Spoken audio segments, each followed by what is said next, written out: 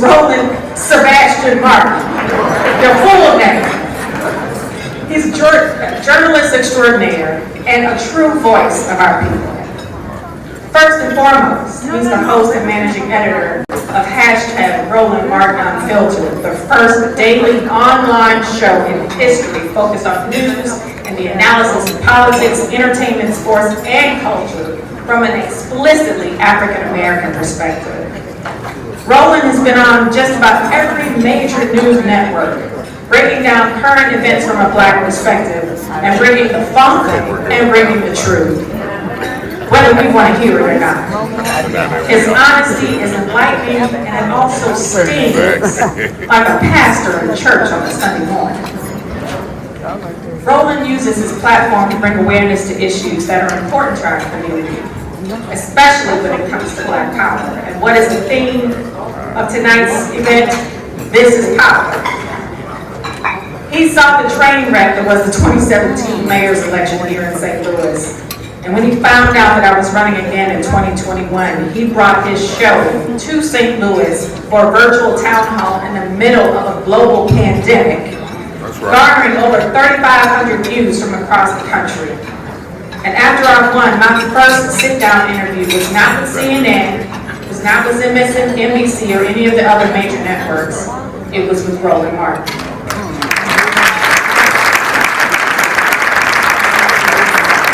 We don't have time to talk about all of the accolades, honorary degrees, and awards that Roland has received over his storied career. But I do want to point out that he's married to the Reverend Jacqueline Hood Martin, and they've authored 5 books between them. And it is my honor and my privilege to introduce the man who needs no introduction, the voice of the people, proud member of Alpha Phi Alpha Fraternity Incorporated,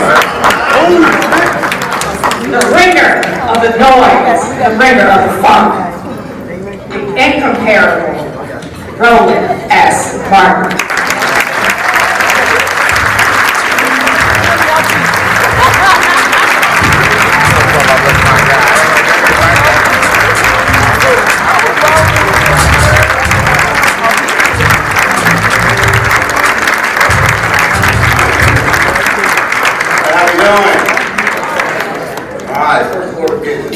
Lights up. Like we're in a club.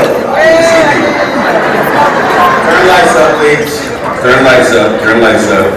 Glad to see everyone here. It's glad to be back in St. Louis. I've spoken to the brothers. Alpha chapter they had their celebration here. That's right. Turn them up. There you go. You can see Roger here. You see how everybody dressed. You see when a crazy old man or Kappa tried to storm the stage. My man Terry Stark, he's sick. Y'all know that. Y'all know the rest of the fraternity youth groups. Y'all know that. It's only one fraternity, Alpha Fraternity Incorporated. Y'all know it's Alpha Divine Eight.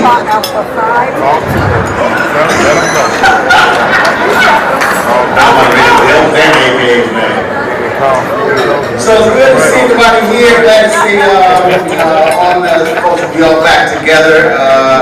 If you're not vaccinated, you can leave right now.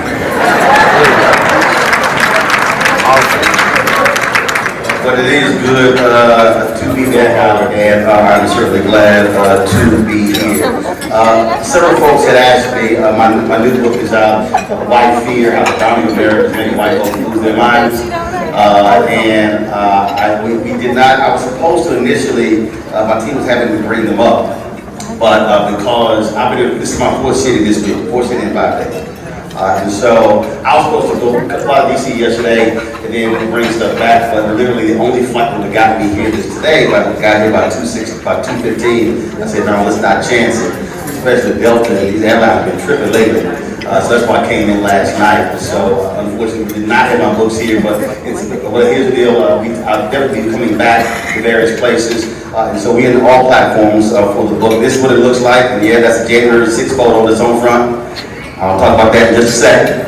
And so, of course, all platforms, Amazon, Barnes & Noble, Target, Books A Million, you can download it on Audible, but also if you want to exercise power, also order through your favorite black bookstore. Do that as well. So definitely get your copy. I cut right to the chase. As Mayor Jones said, I'm never one to mince words, and so let me just go ahead and tell you right now, somebody, probably a bunch of y'all in the room, will get real uncomfortable. That is not my problem. So if you got a problem being uncomfortable, don't blame me, blame God, because He gave me a spirit to make folk uncomfortable. I've been making people uncomfortable since I was in elementary school, so trust me, they started real early. And so that is going to be the case, just letting you know right now. Let me shout out a couple of people. My man Terry Starks is here. He'll signal the eye. And so I'm always had Terry on my show. Terry is trying to get folks straight when it comes to obesity and weight. And so he said, man, when you come to St. Louis, I'm like, all right, I'll be there soon. So shout out to Terry Starks. Terry, go ahead and stand up. And so Terry, go with the Diet Doctor on Instagram, doing great work when it comes to getting folks lose weight and getting ourselves fit. Let me also shout out, you've seen her on my show as well, Avery Woodley, fitness coach, life coach. She was on the show the other day, same thing. So Avery, go ahead and stand up. Go ahead and stand up. Y'all need a coach, call her. Y'all need somebody to coach y'all, get your stuff together, but don't be cheap, because she actually gonna charge you, just let you know right now. We understand how that works, and so glad to see Terry, glad to see Avery here as well. And on that point, and I'm going to get to my speech in a second, the mayor talked about that. One of the reasons why I launched Roland Martin Unfiltered is because when TV1 ended my show, I understood where we were going with digital operations. People came up to me and they said, man, it'd be great to get back to CNN, or I'd love for you to show at MSNBC. I had to remind them that the folk who run those networks do not own those shows. I preferred to own my show. I wasn't interested in asking somebody else permission, can I go cover black people? I was not, and the reality is in most newsrooms today, you talk to some 32-year-old white producer, and that was simply not going to happen. And so if you don't own, then you don't control. That's actual power. And I think a lot of us, and let's just be real clear, too many of us have operated by white validation, where we somehow think that if it's not CNN or ABC or NBC or CBS, then it didn't happen. And so don't take lightly when the mayor said she came and did my show first, because here's the question: were those networks there when she was running? No. See, it happens a lot. After you win, all of a sudden they call. Justin Fairfax, he became lieutenant governor of Virginia. All the networks were blowing his phone up. He said, no, I'm doing Roland's show first, because he had me on when all of them did not want to have me on. We're not actually even sitting in this room were it not for the history of the black press, the Chicago Defender, the Pittsburgh Courier, the Atlanta Daily World, Ebony and Jet, and on and on and on. Man. So it would be great if a lot of us would remember folks who were there for us when other folk didn't show up, and be sure to say, no, we're never going to ignore you and exclude you. And so that really has to be something that's on the state of mind for all of us. And so that's just important to be said. Now let's get to the task at hand. I want you to turn to the person to your left, and I want you to say to them, now is the time to fully maximize our power. Now I want you to turn to the person to your right and say, now is the time to fully maximize our power.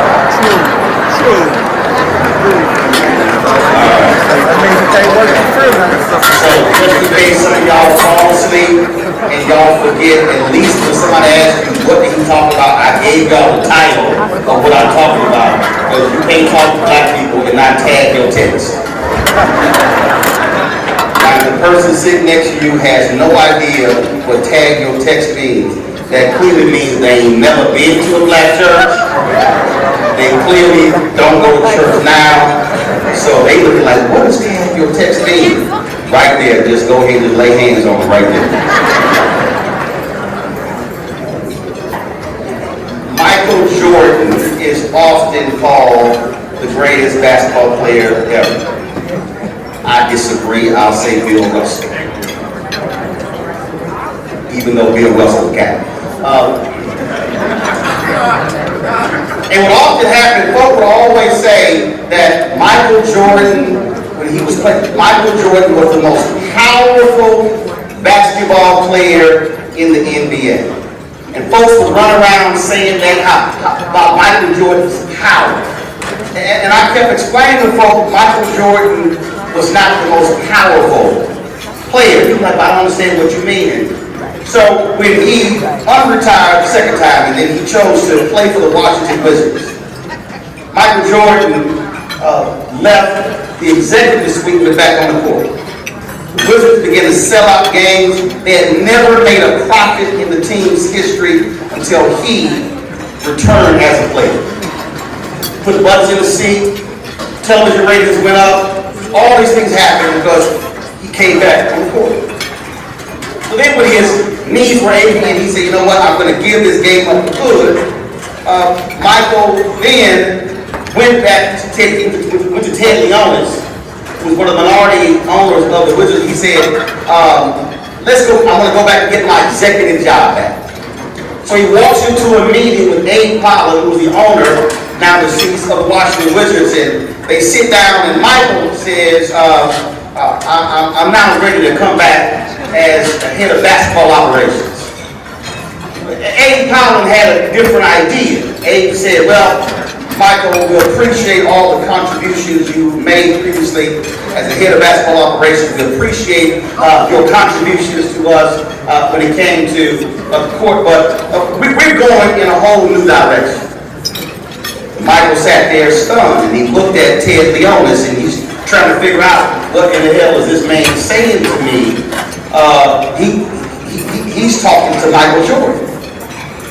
He's talking to the six-time NBA champion. He's talking to MVP. He's talking to Finals MVP. And Abe then hands Michael Jordan a $10 million check, thanking him for his service. Michael is grossly offended that Abe Pollard tells him your services are no longer needed. Michael jumps up, storms out of the meeting, leaves the $10 million check on the desk, walks out of the building, gets in his Jaguar, drives off the lot, hits.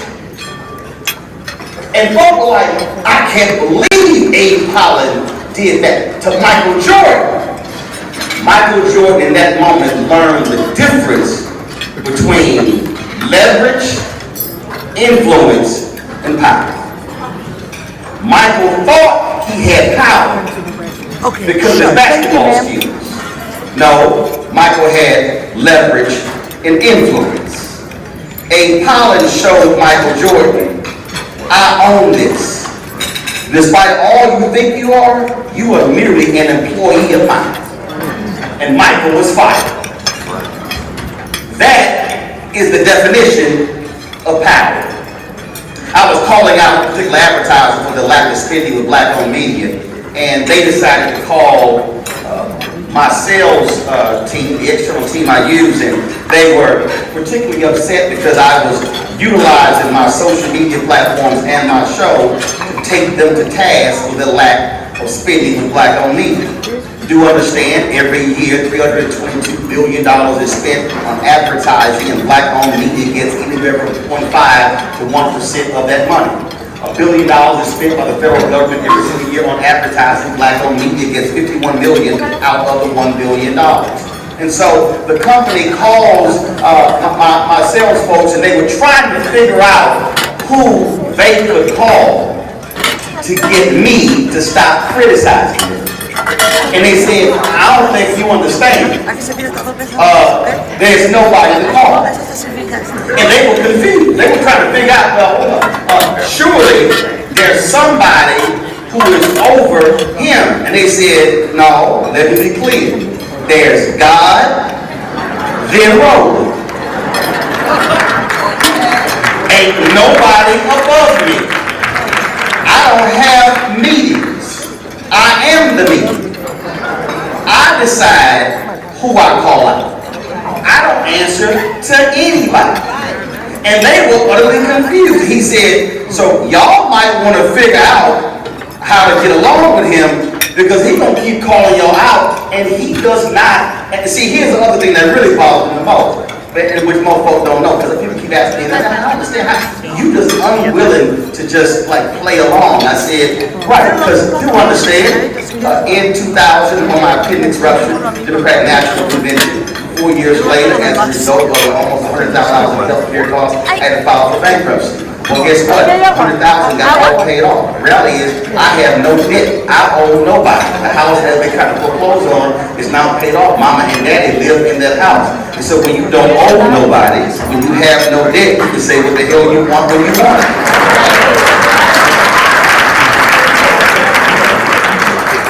See, it's understanding how to not just have power, but how to wield power, how to use power, how to let some folk know that you're unwilling to back down from them, and you're willing to put it all on the line as a result. See, again, when you don't owe anybody, debt is like invisible shackles. You say, well, I can't say certain things because, you know, I got a kid who's in private school, or I got a mortgage. First of all, I ain't got no kids. I've raised 6 of my nieces. The last 2 have now graduated from high school. Praise the Lord. I ain't going to spend no more money on them.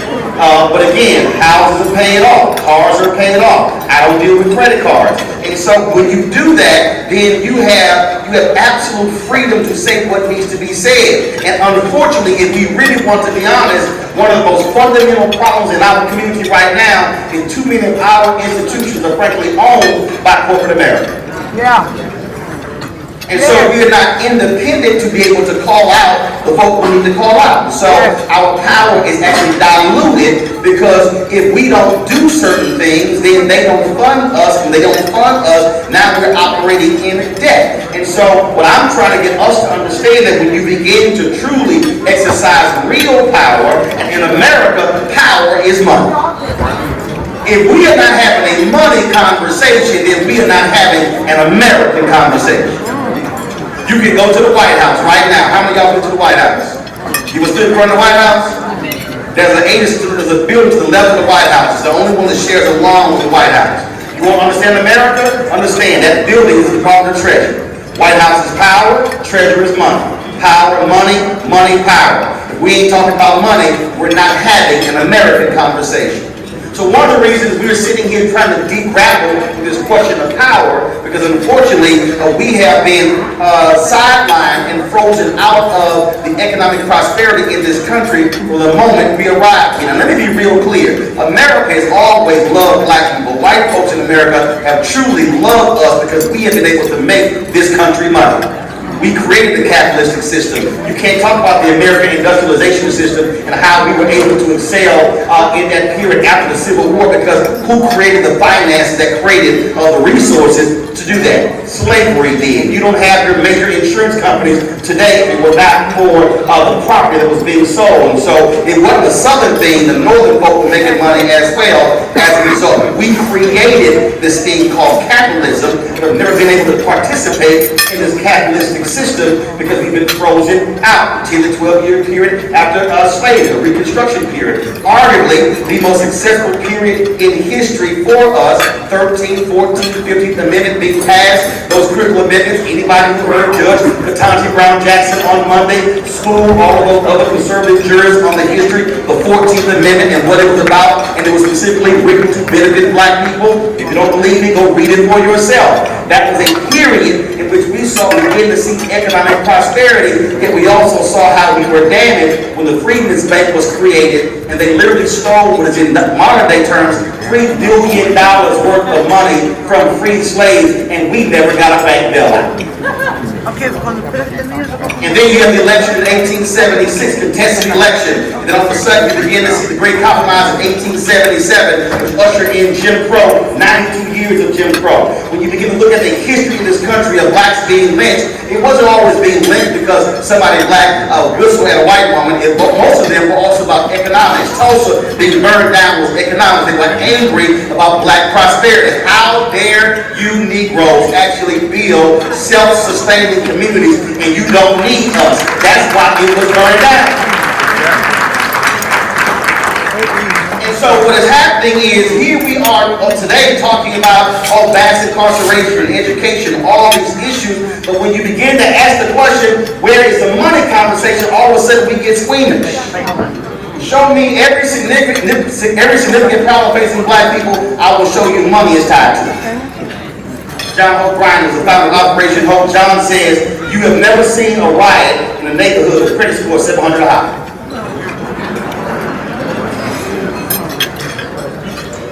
When that fool came to the Oval Office, see, first y'all gotta understand, I can't even use the word president in relation to that fool.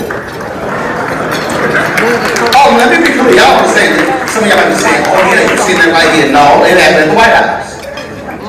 See, when the president comes in, and all of a sudden they call a meeting of all the TV anchors and folk like that, so I was one of the folks got invited.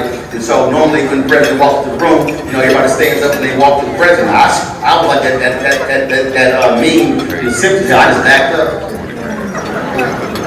I was like, oh, he gonna walk this side anyway, so I guess I go with him. So I was not even trying to walk towards that way, and so I was sitting here going, no way in hell I'm calling him the president. Then I said, no way in hell I'm calling him this one. I was standing there, I'm like, the hell am I gonna call him? Then when the orange man finally came around, stuck his hand out, I went, hi. Good to see you. That's exactly what happened. That was the conversation. So we sit down and we're sitting there and we're talking about various issues, and he's going on and on and on about immigration, going on and on and on. I'm just like, ooh, Lord, this man is stupid.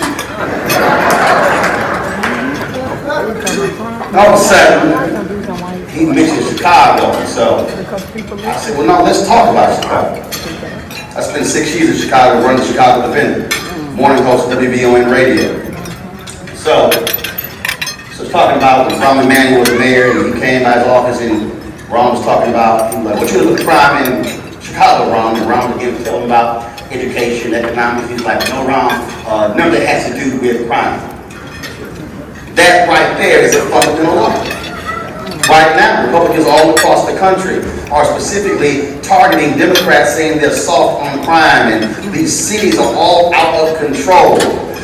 And they're blaming for the policy, but you cannot have a crime conversation in America unless you have an economic conversation. Show me a neighborhood where the credit score is 700 or higher. Show me a neighborhood where the median average income is higher than the nation's median average income. I will show you a neighborhood with low crime. The maps. Show me the numbers. It's abundantly clear. You cannot talk about crime in America unless you talk about economics in America. You cannot talk about education in America unless you talk about economics in America. You can't be able to be honest about what's going on in this country when I have folks who begin to say, oh my goodness, well, I don't understand what's happening with this black and Latino reading rates and math. Well, I can show you if you go back before the child was born. I got to tie in prenatal care to whether or not that in the womb, that baby was being fed the proper nutrients, so by the time the baby was born, they were in position to actually survive. That's an economic conversation. You've got Republicans walking around this country excited about Roe v. Wade, talking about their pro-life, but don't give a damn about babies once they're born. Hey, speak the word! Speak the word!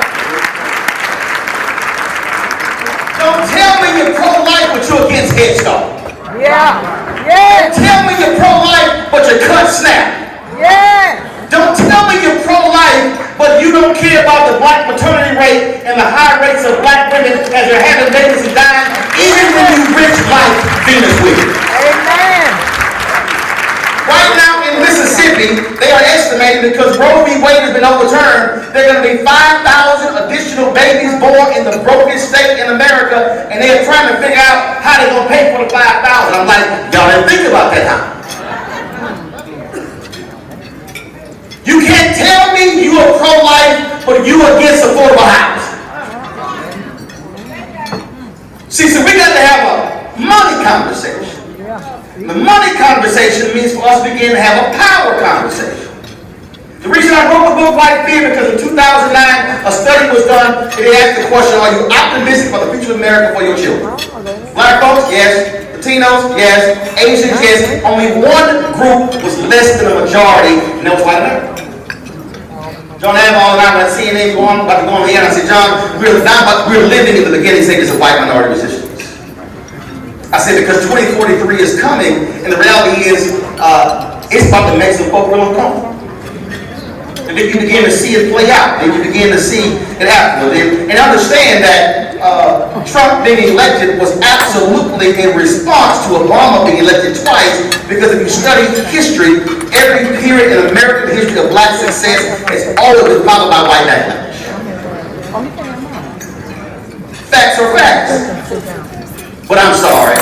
We now live in a country where folk are so upset about critical race theory and the 1619 Project and diversity, equity, inclusion, and multiculturalism, and now want to ban books. That's why we got some folks walking around having no clue, because they are unwilling to actually read true American history.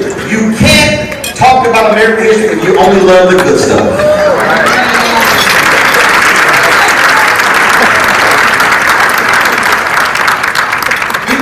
Talking about economics in 2022 and housing patterns if you don't deal with the reality that it was the realty industry that created redlining because they were unwilling for black folks to live in white neighborhoods. MLK wrote this book, The Chaos of Community, Where Do We Go From Here, where he said it cost America much to allow us to sit in parks, to be in swimming pools. So the question is, will America now write that much larger check? It's an economic challenge. Which is why black folks, please, when King Day come around, stop playing the damn I Have a Dream speech or the mountaintop speech. Because if you're going to play the I Bet You the mountaintop speech, play the whole 43-minute and 16-second speech where he talked about economics and black economic collective. Where he talked about using the power of black collective to actually boycott. Where he talked about actually depositing money in black banks. Where he talked about how we build our power. Play the rest of the speech, not just the mountaintop speech. That's like playing the hoop and you ignore the speech.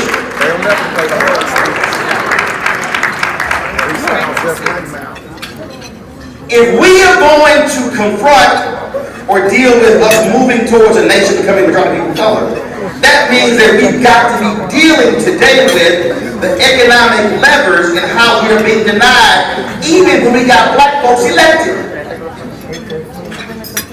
Because the mistake of the 1972 Gary Black Political Convention is that they assumed that if we get black political power, it will equate into black economic power, and that was one of the biggest mistakes.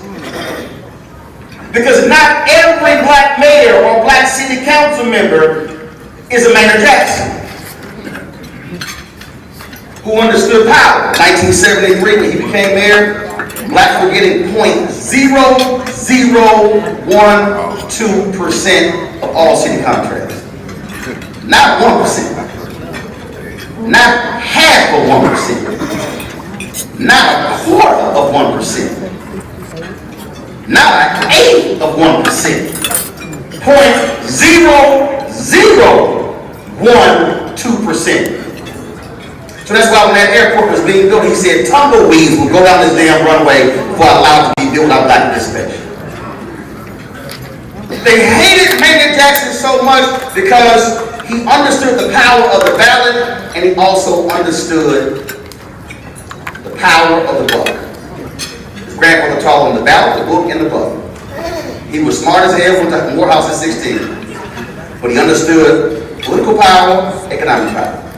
The only reason we call Atlanta the Black Mecca today is because Maynard Jackson used the power of his office to fundamentally alter the future of Atlanta economically.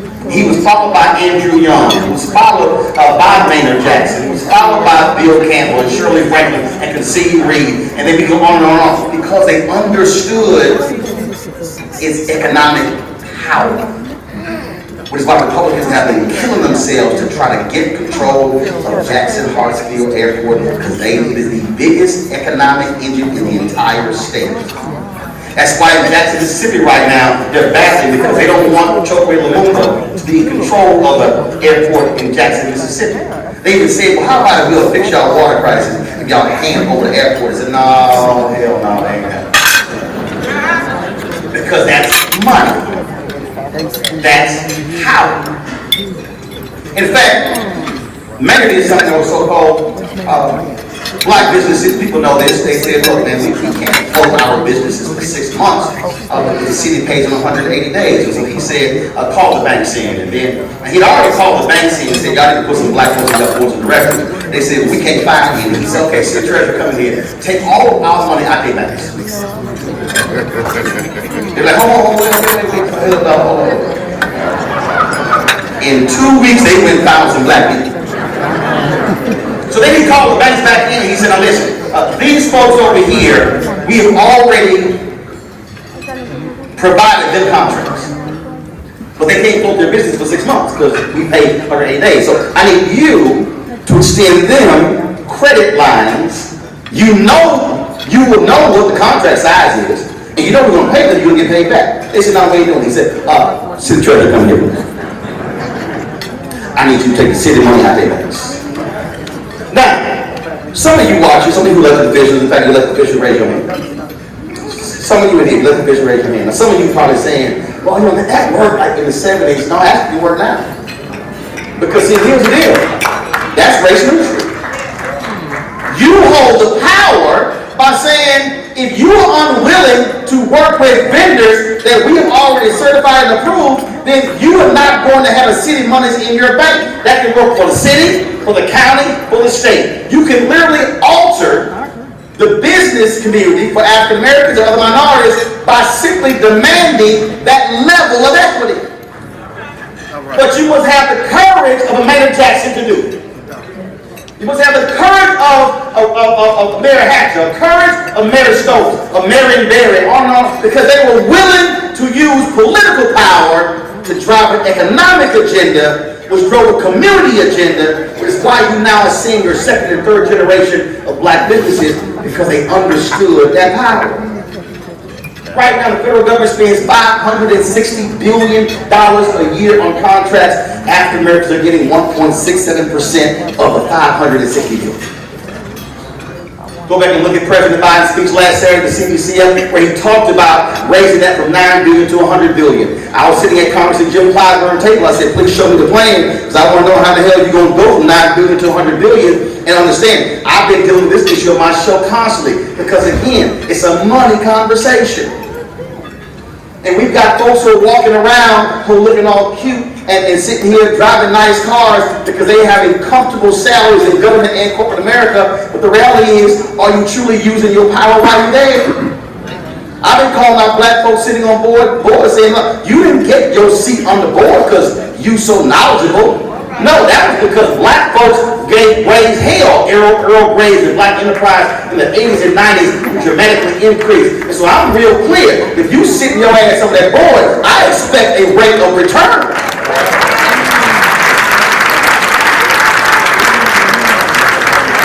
I'm not afraid to say, no, what you doing there? And don't come to me about no black internships. No, I want no black senior directors. I want no senior execs, junior execs. I want to go to the next level. And see, understand. See, and we talk about how to wield power.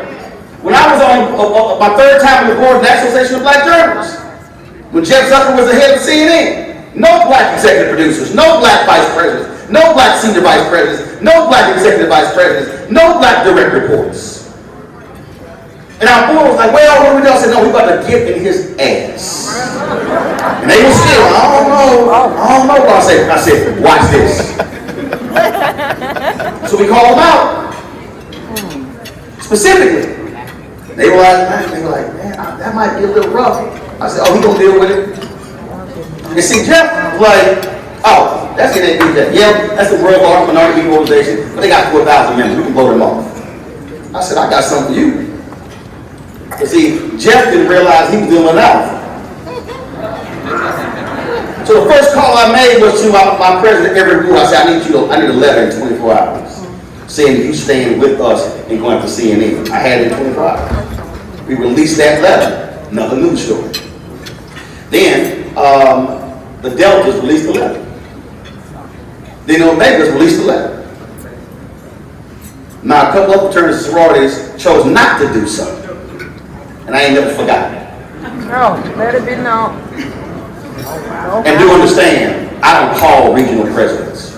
I call general presidents. That's power. Yes. So when they didn't act, that was their decision not to act. By the time we dropped 5 letters on them, AT&T, which owns CNN, they said, hey, listen, we need to get this off the front page. And so then the Warner Media CEO, he was going to release a statement saying that he stands with Jeff Zucker because Jeff said, well, I'll meet with NABJ, go without Roland. I told our board, I said, y'all better not even go to any meeting without me. And they were more scared of me than them. They were like, yeah, we ain't gonna have that meeting. So here's what happened. Their Warner Media CEO was going to release a letter, and I got a phone call. And I said, well, we've been targeting CNN. I purposely have not been hitting AT&T. Well, you released that letter, and I will put a bullseye on your ass. That letter never got released. They said, you need to handle this. So this is what they did. They appointed a sister to be executive vice president over diversity. Ain't good enough. She wasn't a journalist.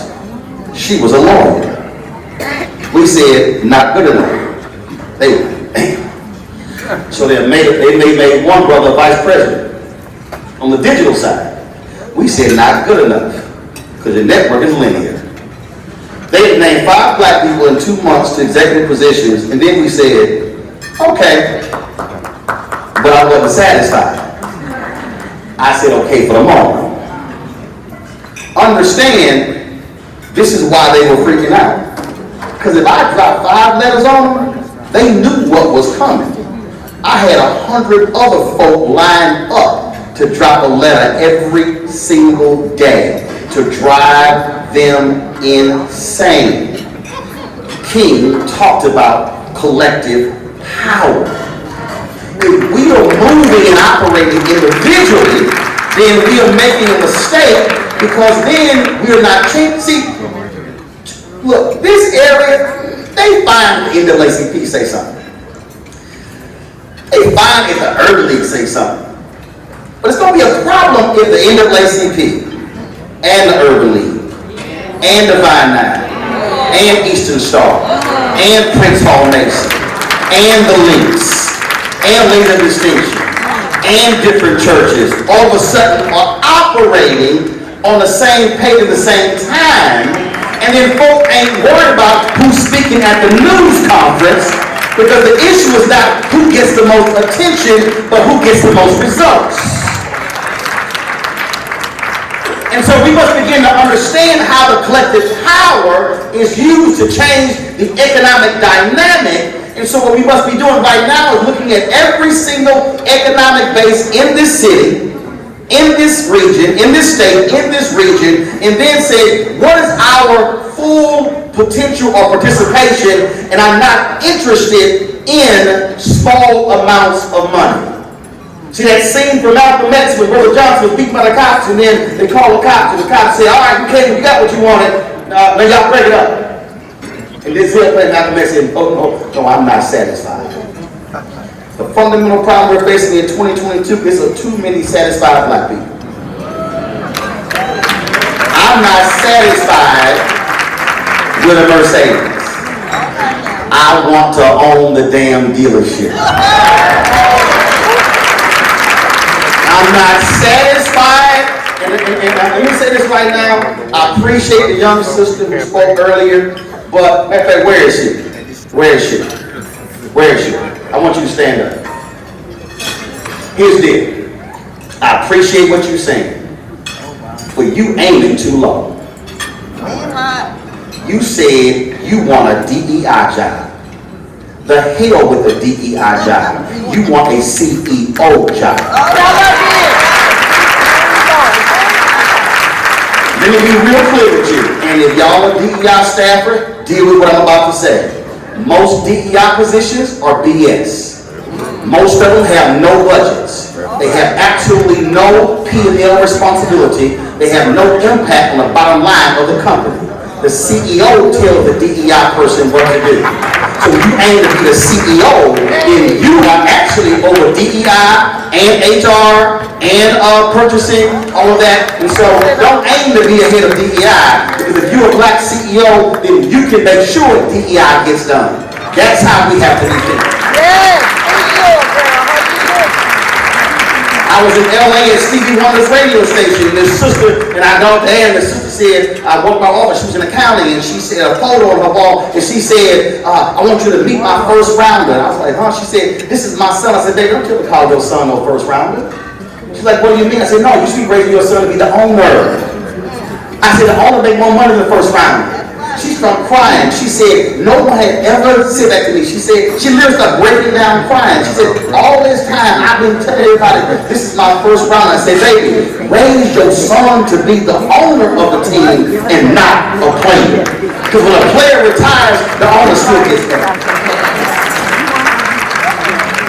We had a Houston, Texas game, and after we were downstairs where the players and the coaches are, and we were all waiting there. My nephew Chris was 3 years old at the time, and he had a football, and Chris actually signed his own name on the football, and his dad was like, Chris, ain't how it's done. I was like, no, I like how Chris thank you.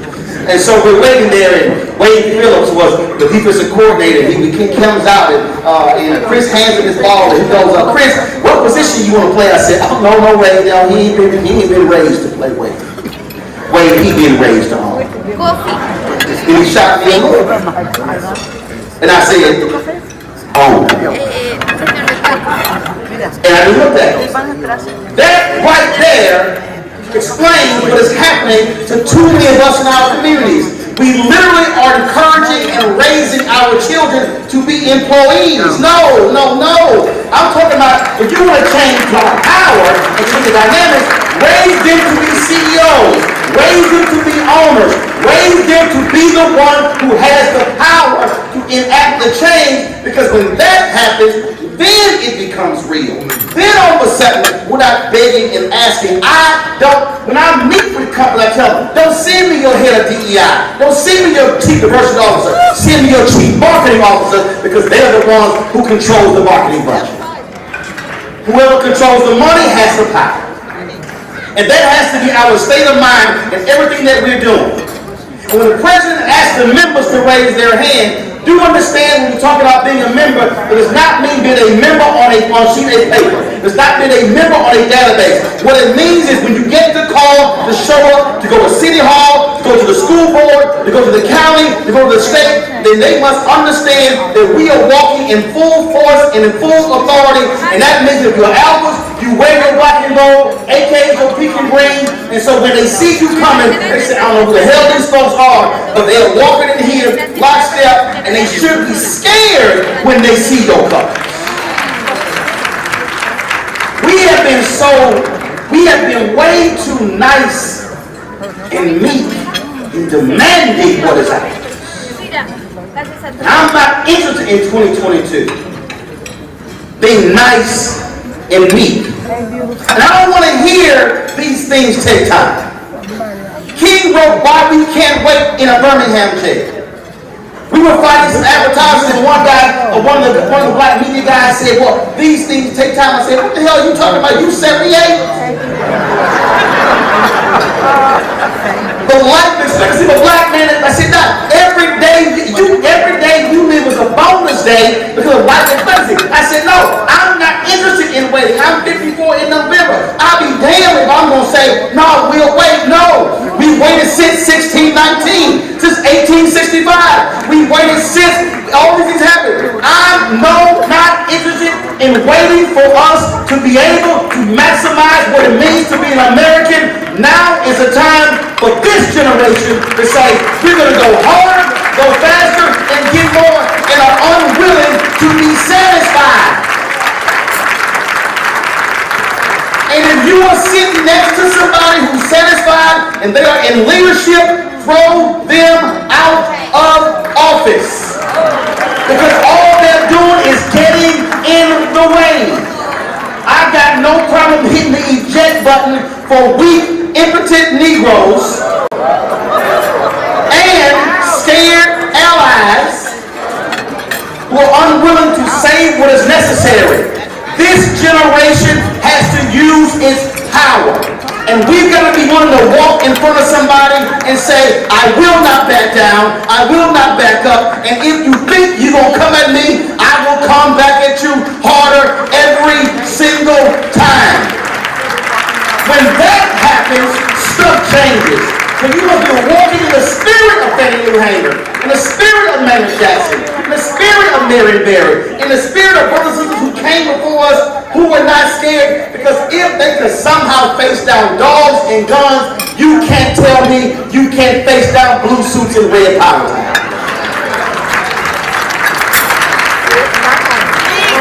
So closing this way, when you leave here, you gotta make a decision.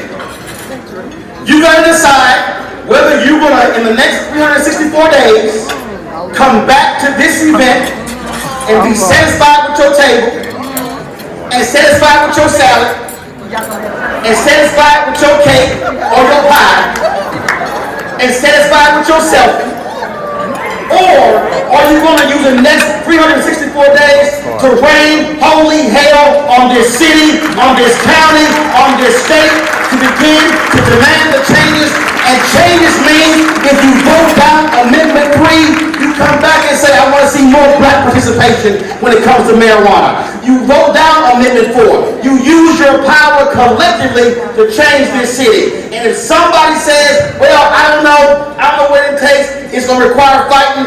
Fighting is in our spirit. It is in our blood. And as my friend Brother Burton of Woodson Tandy said, he said, we will fight until hell is over, then we will fight on the ice.